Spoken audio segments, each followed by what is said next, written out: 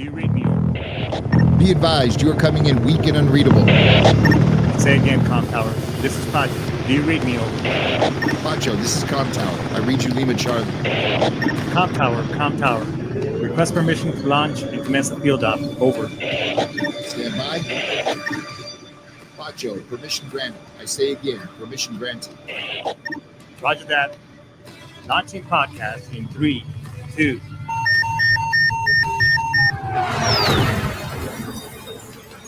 You are now entering the field op with your host, Pacho Correa, Chief Warrant Officer 3, United States Marine Corps retired. Get some. Hurrah! Hurrah! Get some. What's going on there, interweb? This is your boy Pacho right here, bringing another awesome show. Before we get started, just want to say that our thoughts and opinions right here at the Field Op does not necessarily sometimes may line up with Sitch Radio, Airtable, and all the other folks that support this program, or they may not even line up with your thoughts and opinions, you the listeners. So this is freedom of speech. This is just my my thoughts and opinions from personal accounts, and as well as my guests. And with that being said, we do support freedom of speech, so you have to move to the right to move on, or you can stay and listen. Other than that, we got a great show for you. Usually, my guests they bring something to the table in regards to they provide a service or they have a nonprofit, so on and so forth. But this time we're gonna do field op style and basically start right at the beginning where I began in the Marine Corps. So my guest today is Corporal Kenneth Crenshaw. He's also a DoD firefighter at Fort Rucker, and he's also my compadre, my amigo, best friend, brother from another mother. We've been friends since we were kids, and we made the great decision to go into the Marine Corps under the buddy program. So let's bring this motor skater into the fold, and let's get right started, man. What's Pancho, ¿cómo estás? Get some. What's going on? How you doing, bud?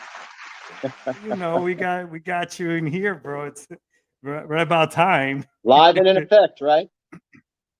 Hey, by the way, I got time, man. It's about damn time. Yeah. By the way, I got to compliment you on that awesome shirt you got going. Thank you. Raw. I should have worn mine, the one that you gave me, right? Hey, that's fine. Hey, we were born in a bar, man, and hey, what better setting? A bar. I know you got a pretty sweet setup right there. I see a little bit of military memorabilia right there.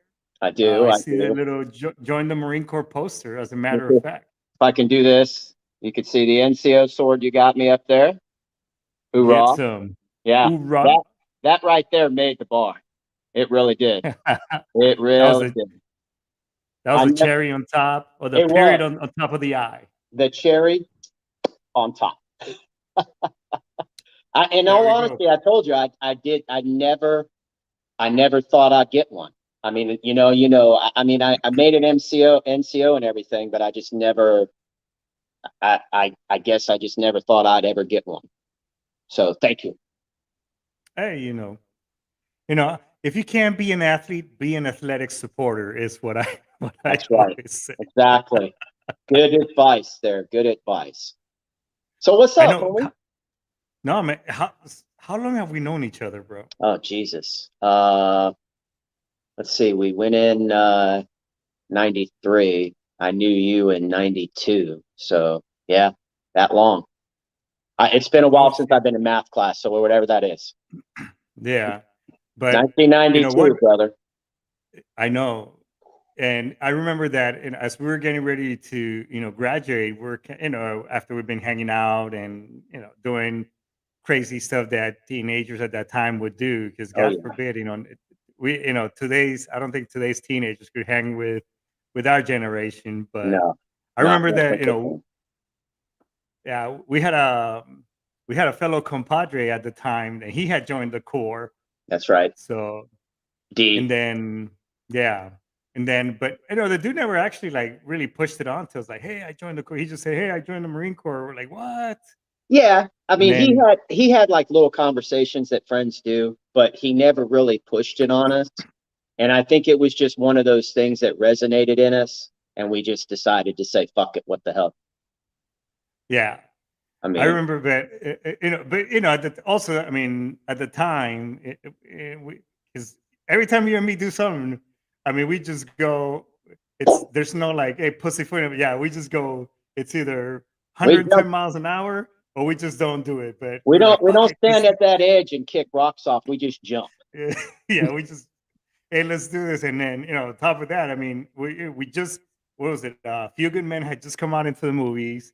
Heartbreak Ridge, obviously, Hmm. by the way, young Marine, the generation, if you've never seen Heartbreak Ridge, you're not a real Marine yet, or Full Metal Jacket for that matter. I mean, shit. Yeah. Those are like Marine Corps, that's Marine Corps anthems right there.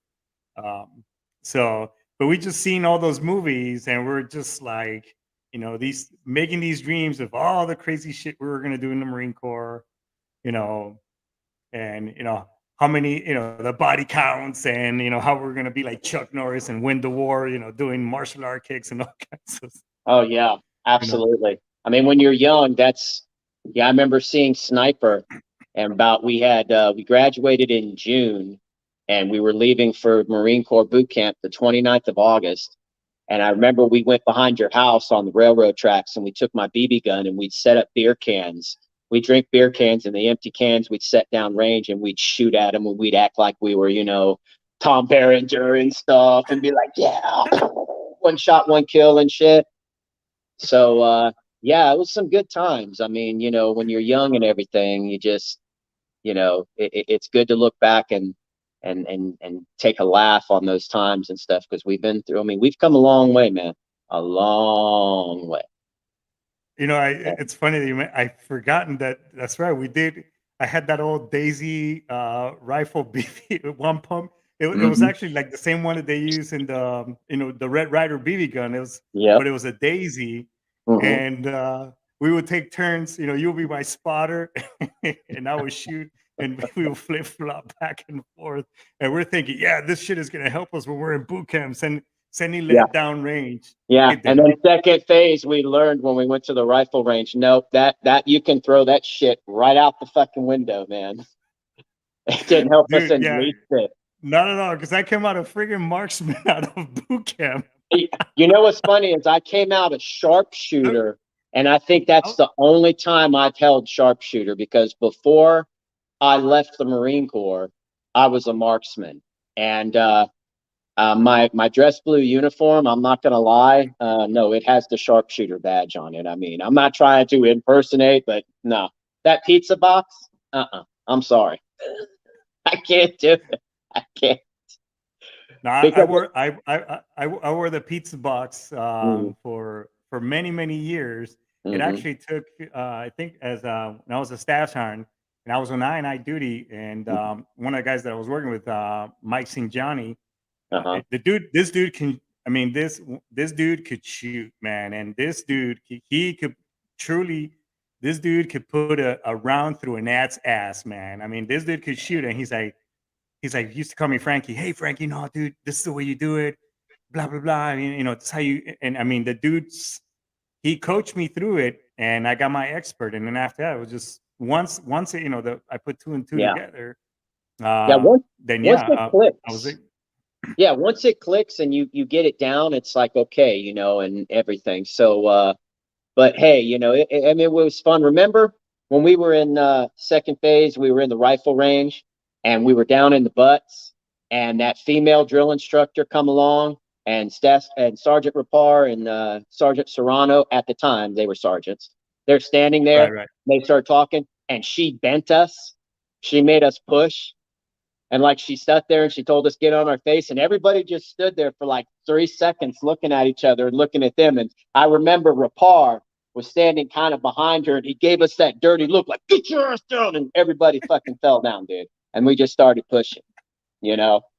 I mean, I think that was the first and maybe only time I got bent by a female drill instructor. It was crazy, Okay, man. It well, was crazy.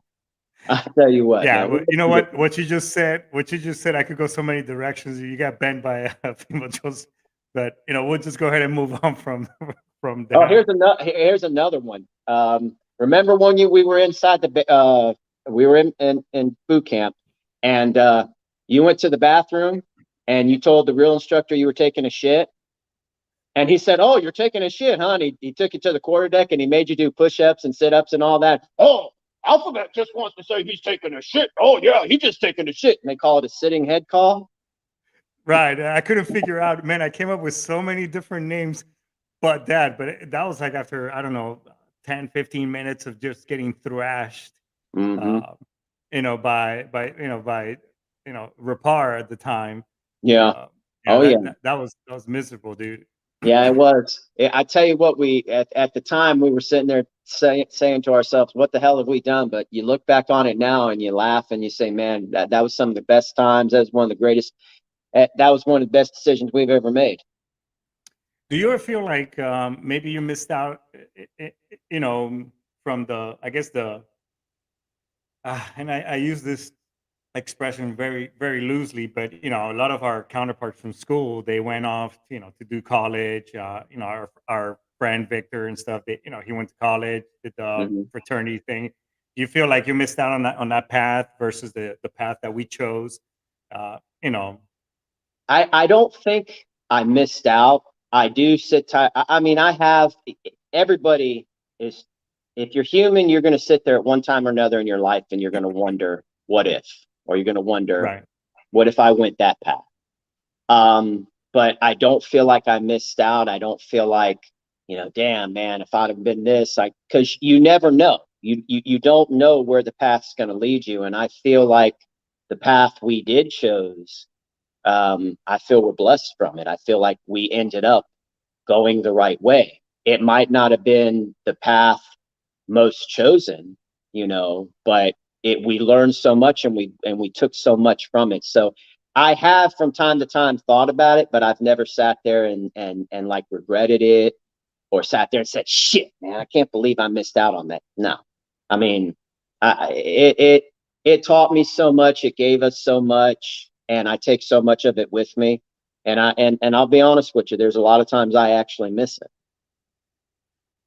No, you're You right. I know. mean, I think as far as the whole fraternity, Hmm. the that piece, I think we got more than our fill of the debauchery and just the crazy shit that just Oh goes down yeah, in the barracks, dude. I mean, I don't yeah. think movies, and again, I'm obviously dating myself, and probably and you as well.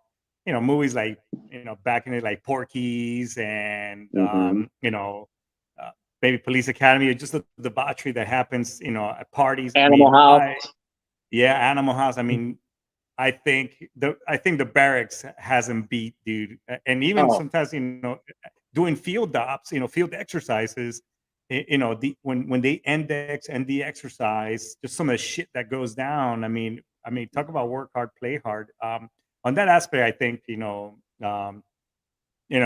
don't have any and not even scholastically, because Marine Corps University, Warrant Officer Big Staff Academy. I mean, I guess you get that scholastic piece. So, nah, me neither. I mean, I agree with you 100%. I mean, shit. And you're right. I do miss it. I mean, it's like how when I've talked about it at the PTSD groups and things like that. And I think, to bring a little bit, just a hint of seriousness to our conversation is, I think a lot of us warriors, uh, and it doesn't matter what branch, but what we miss is not only the camaraderie of having your shipmates, fellow Marines, soldiers, whatever, that warrior.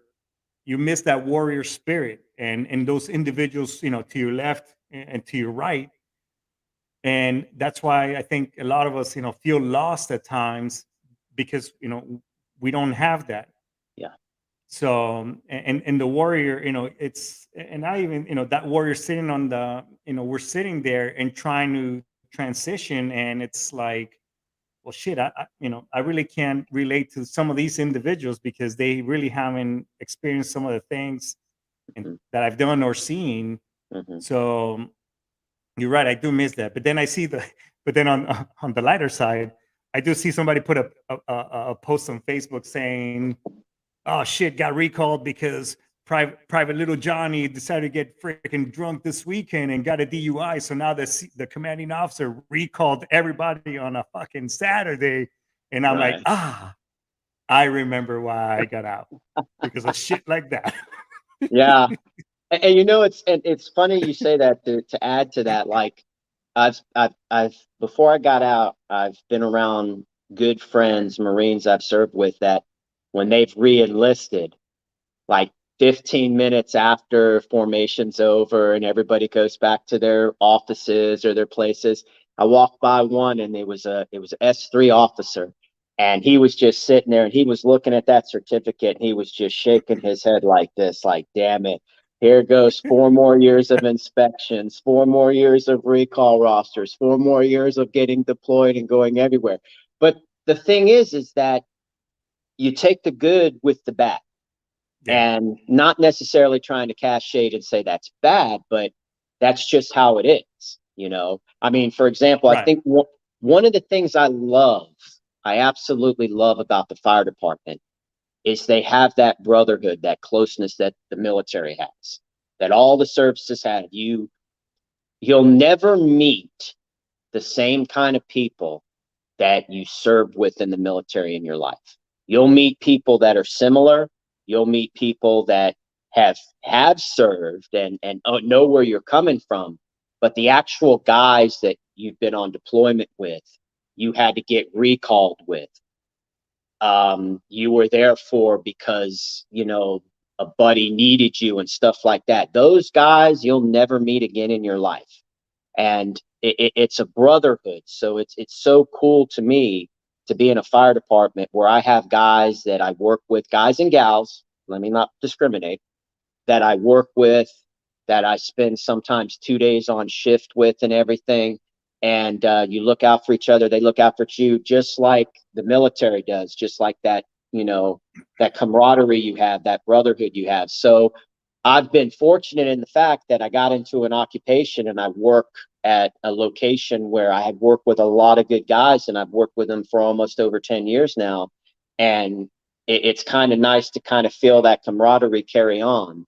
But it is hard for people that transition. It is hard because you go from something you feel so comfortable with to now it's like, okay, you know, what do I do now? You know, where do I go and everything? But I feel in the same token that, you know, through that camaraderie and through that brotherhood and through going through what you're going through, it makes you a stronger person. And, you know, hopefully that stronger person carries over into the civilian world if you choose to go that route, you know, if Right. that made any Right. sense. No. It does. And Me getting you all know, philosophical. I know, right? Holy shit. Uh-huh. No, but you know, you've been a very philosophical individual, and some of the best advices I've gotten from you. So, Hey, you and you know, too, man. You my are. hat I mean, is off to you, good sir. well, then I take So I guess the same. You're my returning hat the off to you, good sir. What's that? gesture. I say you're Yeah, this returning the one, gesture. basically. But Yeah. you know, that's why I say, you know, I mean, it's, you know, both of us have come a long way. We've been through a lot, and you know, I wouldn't trade in it for the world. I would. Now, if I knew then what I know now, and I could go back, ooh, that'd be dangerous. Oh yeah. I Dangerous. mean that's all of us. Yeah. Yeah, it is. So Yeah, you're right. That's anybody. so after boot camp, and you know, we went to MCT, which, oh my god, that was Mm. another shit show all in itself. Oh my God. What was it that you ended up at? I mean, where was your duty station? All right. So after MCT, I came home. And I think because they give you when you finish and you're going out to your, well, at least back then, you're going out to your PCS and to your main duty station. They give you about a week, or they give you so much time to get out there. So I remember I went home. I spent a couple days at home, and then I was stationed out at Marine Corps Air Station Tustin in Santa Ana, California. And I ain't never been to California ever. I don't have family out there. I don't know nobody.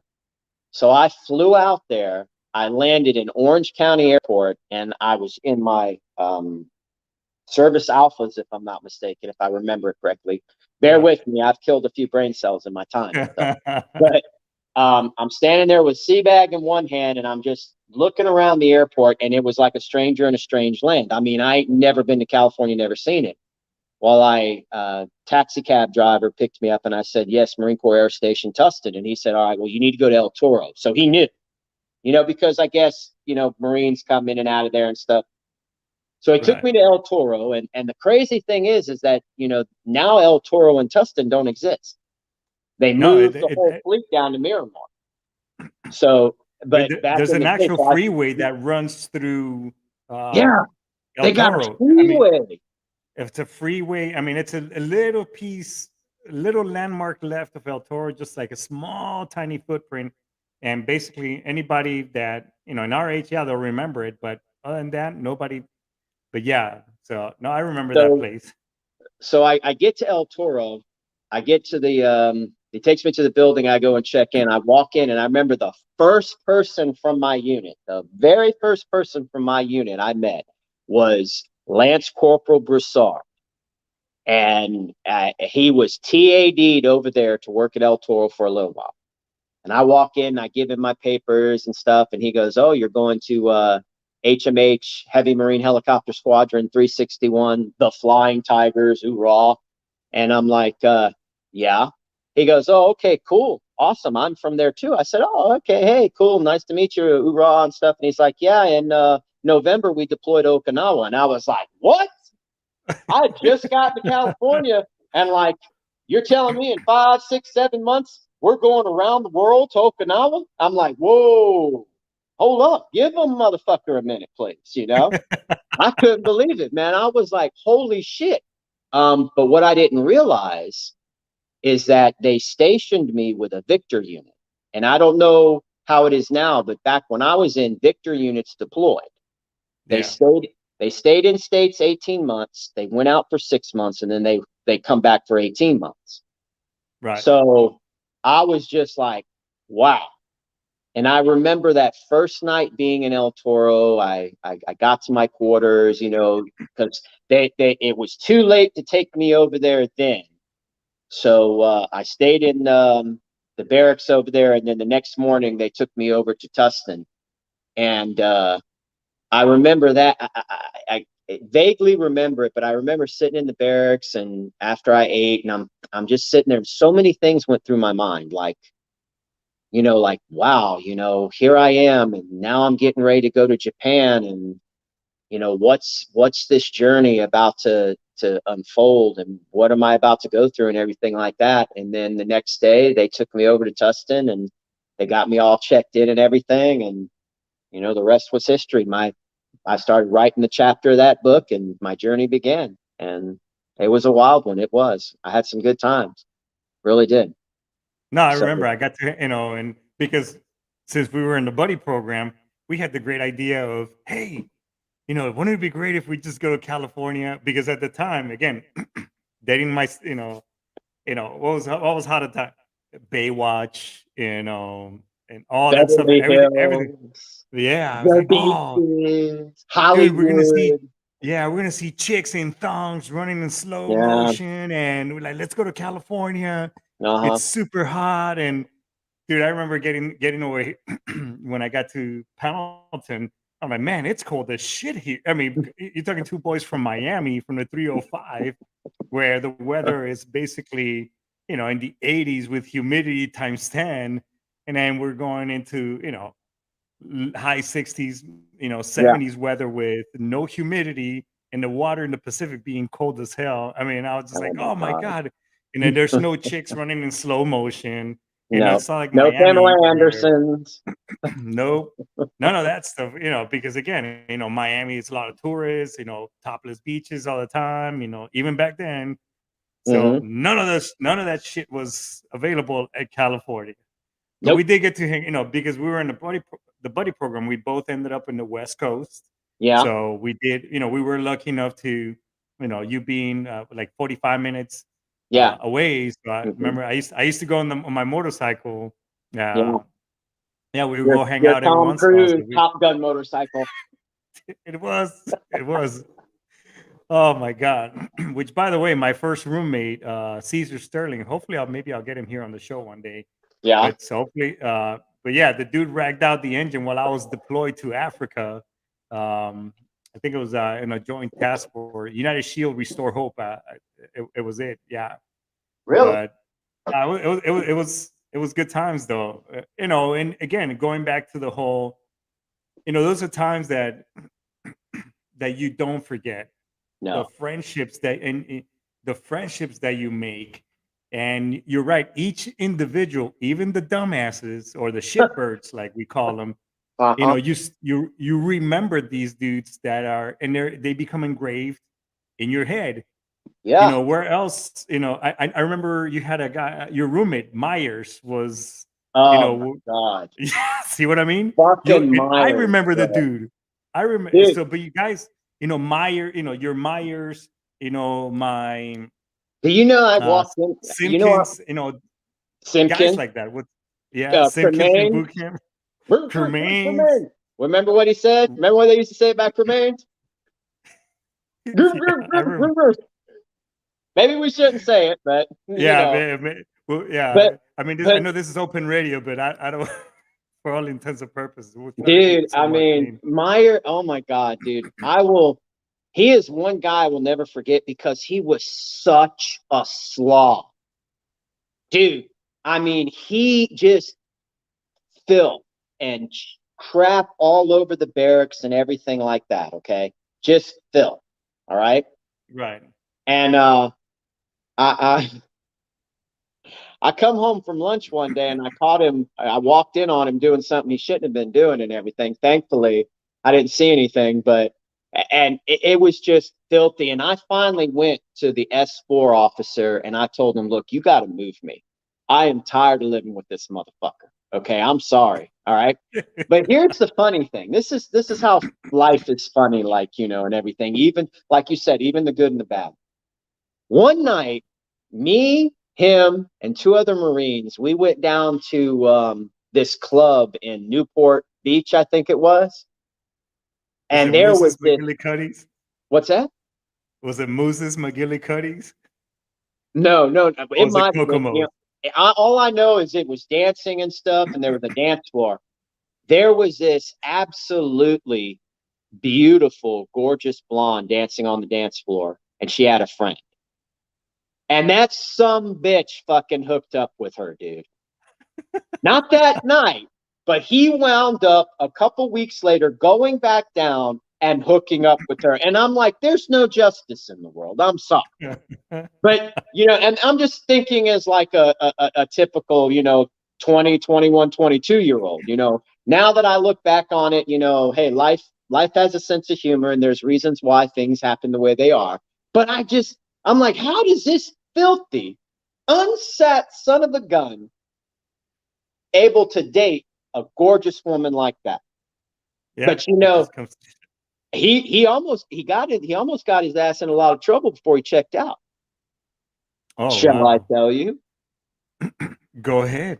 Okay. Do So, tell. all right. So, like the next day, he was to check out forever, gone from the Marine Corps. He winds up the night before going out and he finds this young lady and he brings her back on base. Okay. Now, when you go through the front gate and everything, I don't know how he got through the front gate, but an MP noticed that he had a female in his car and he followed him back to the barracks. Okay. And he saw him go upstairs with this girl. Now, you know, back in the day, by a certain time, all visitors had to be away from the barracks and you couldn't have, you know, females at the barracks unless they resided there. You couldn't have female guests at the barracks after a certain time. I think it might have Oh been no, that shit still applies. That shit okay. still applies. So the MP watched him go upstairs with this girl. He waited a few minutes and he went upstairs. He went to the room. He knocked on the door. Dude come to the door. She was in there and stuff. So he told him, hey, you know, you're not supposed to have female after hours. What the fuck? So he said, let me see some ID to the girl. Well, number one, she was underage. Oh. And number Nice. 2, she was a colonel's daughter.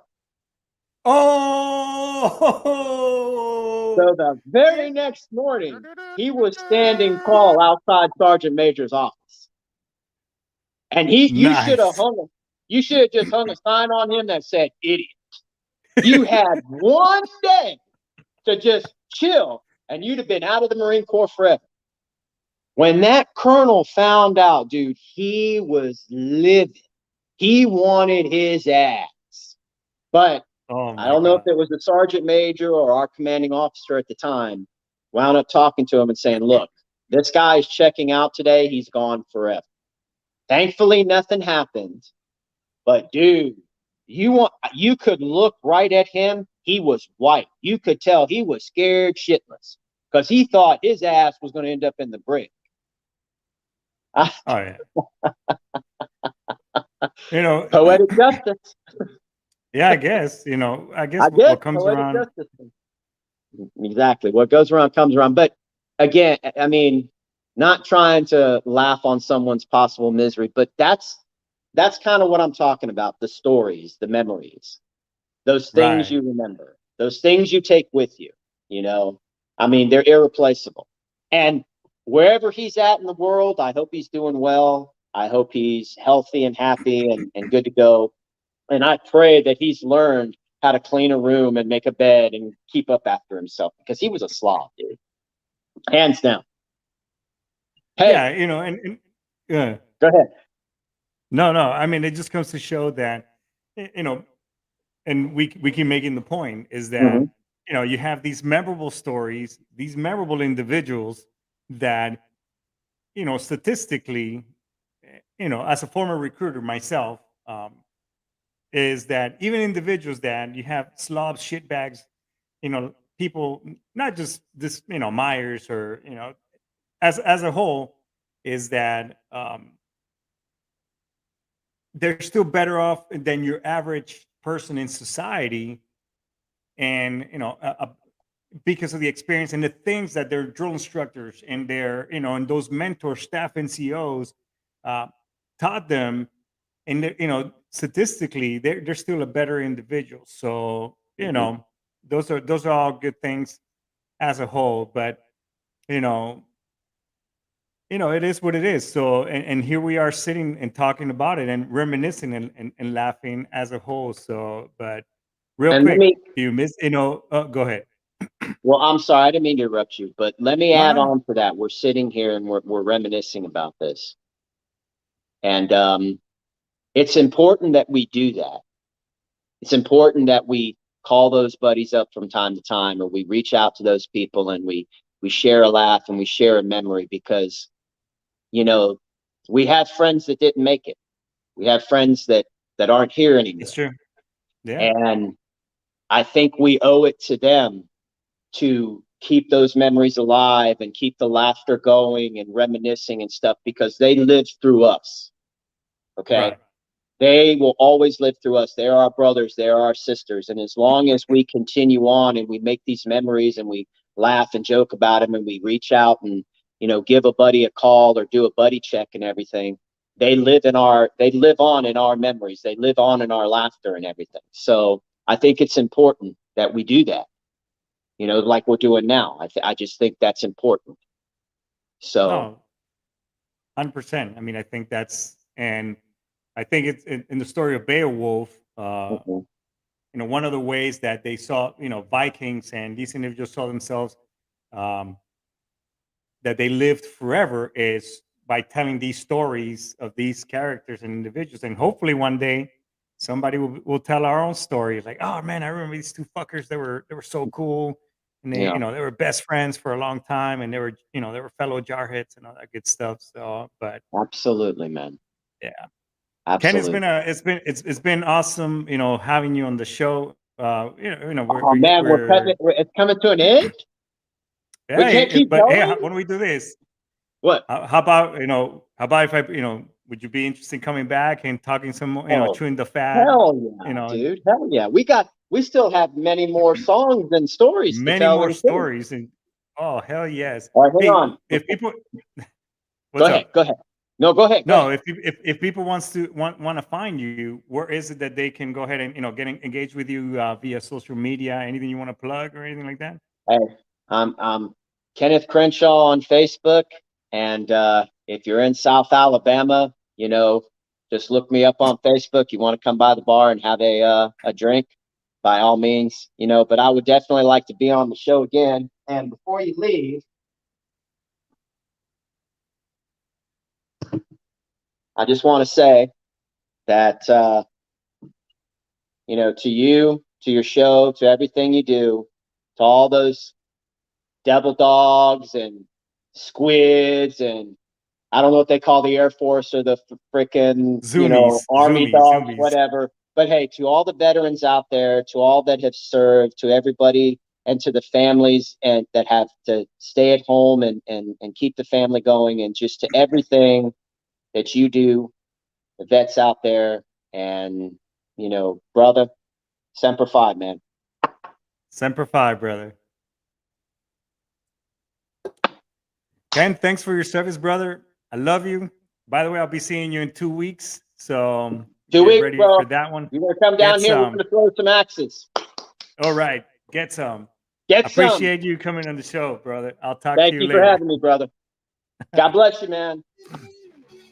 Well, everybody, that's it. That's it for today. I appreciate Ken Crenshaw for showing up on the show. But hey, it's all about building memories, talking stuff, and bringing in telling stories. That's what we do in the field op. So hey, throw your comments right there. Don't forget to subscribe and like as well. We're also available on YouTube, Stitch Radio, Spotify, any streaming platform. You can catch the show again. But with that being said, folks, I'm going to go ahead and end this because I am out of here. Hoorah! Get some. I'll see you next week.